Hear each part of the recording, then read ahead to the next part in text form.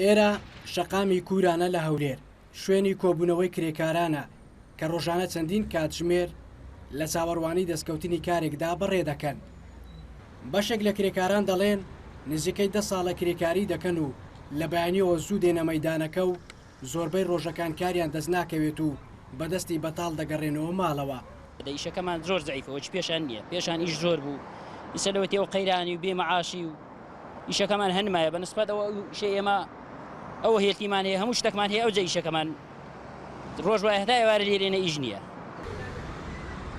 ئیشەکە زۆر زۆر زۆر زۆر کزب بووە، یعنی وای لێ هاتێنە لەوەتی ئەو وەزعی داعشی هاتیە زۆر ئیش زەعیف بووە. هێستاش کرێکار لێرە هەیە ڕادەوەسی لێرە بە هەفتەی لێرە ڕادەوەسی بە هەفتەی ئیشی نییە. ئابووری ناسان دەڵێن بەپێی نوێترین داتاکانی حکوومەتی هەرێمی کوردستان ڕێژەی بێکاری لە هەرێمی کوردستان بۆ نزیکەی 14% بەرز بۆتەوە.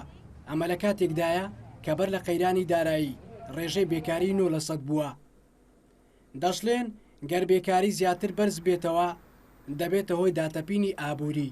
لە ئێستادا حکوومەتی هەرێمی کوردستان دەبێت زمینە سازی بکە لە ڕێگەی کەرتی تایبەت و نەک لە ڕێگەی کەرتی گشتیەوە، زمینە سازی بکە کە کەرتی ڕێژەی بێکاری کەمتر بکاتەوە، کەرتی تایبەت بەگەڕ بخا، کەرتی تایبەت کارا بکرێتەوە، چونکە کەرتی تایبەت لە ئێستادا گەرچی لاوازە کەرتی تایبەتمان وەک پێویست نییە، بەڵام دەکرێت سەرمایە گوزاری بکرێەوە پارە لە دەرەوە سەرمایە دەرەوە بهێنێ درێتە هەرێمی کوردستان.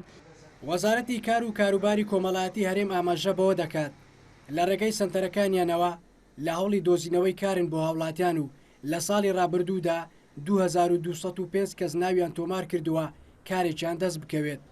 لەو ژمارەیەش 856 کەسیان کاریان بۆ دۆزراوەتەوە و 283 کەسیش لە ڕێگەی سنتەرەکانی ئەوانەوە دامەزراون.